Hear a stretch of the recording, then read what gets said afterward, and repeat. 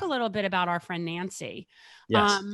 I will tell you that I remember as a little girl, I think I'm a little bit older than you, but I remember when she became the first female Speaker of the House. And I remember being so excited about that. Like that was a big deal. Of course. I was so excited. And then obviously now in retrospect, that's about as disappointing as Sandra Day O'Connor was, when I loved that one too. That was another real winner there too. But let's talk about how many years it's been since Nancy Pelosi has actually done something other than raise money.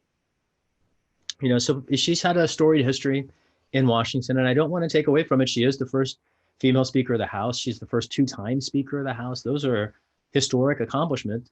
There's a chance, a not unlikely one, that she might end up the president of the United States before the end of the year. I mean, just given that the president has been, medically apparently incapacitated, and the vice president, she's second in line for the presidency, right? So she's an incredibly accomplished, powerful, renowned female figure. And I've seen, for the 20 years that she's been my voice in Washington, I moved to the Bay Area in 2000 to go to law school at Stanford. And in the 20 years since then, I've fought a bunch of national struggles in San Francisco, in Washington, communities all across and between, particularly around surveillance issues, money in politics, marriage equality, human rights, torture, profiling, policing, immigrant rights. And on every one of those issues, Nancy Pelosi has carried water for conservatives, and not just recently. For decades, I watched her facilitate and enable CIA torture under the Bush administration.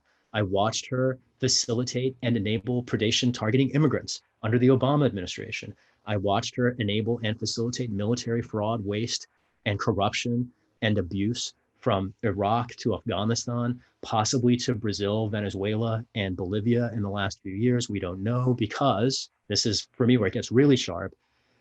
We were talking about the constitutional role of Congress to check and balance the executive branch, defend the Constitution.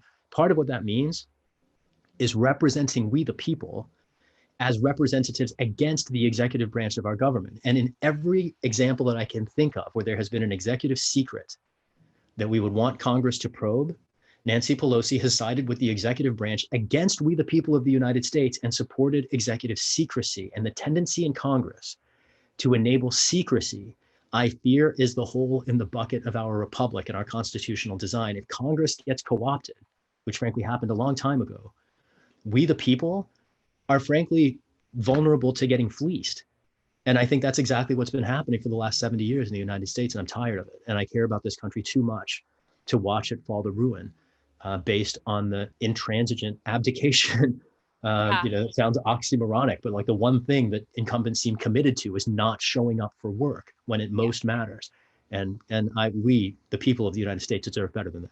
I think that one of the most obvious examples of that a lot of people are familiar with is the authorization for use of military force, and basically how that has essentially eliminated Congress's authority regarding declaring war. It's almost like people don't understand how this works anymore. And we learned it a long time ago, but to anybody who's listening, only Congress can declare war. And yet we seem to be, I believe we're drone bombing 8 countries or so right now. It's 7 or 8 countries, some sort of, and I don't even know if I believe that that's the only, for all we know, there's more. Who knows? Right. Really? I mean, I don't know.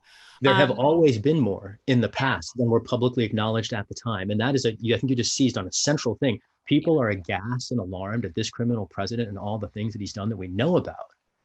The worst acts of any administration come to light after the fact. We don't even know the depths to which this administration has sunk, frankly. And we can thank Nancy Pelosi for that, because she is an active agent of the secrecy that enables these abuses to continue.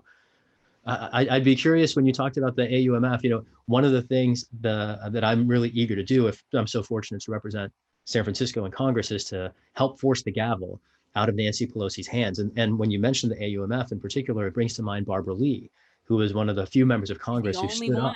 She was the only one. That's right. And she was the only person in a body of 535 who understood the constitutional commitment to defend the people of the United States. And this point about war-making authority, it's not a small deal. This was very controversial at the founding of the Republic, the Federalist Papers. There was a long-running debate about whether to let the executive branch initiate war.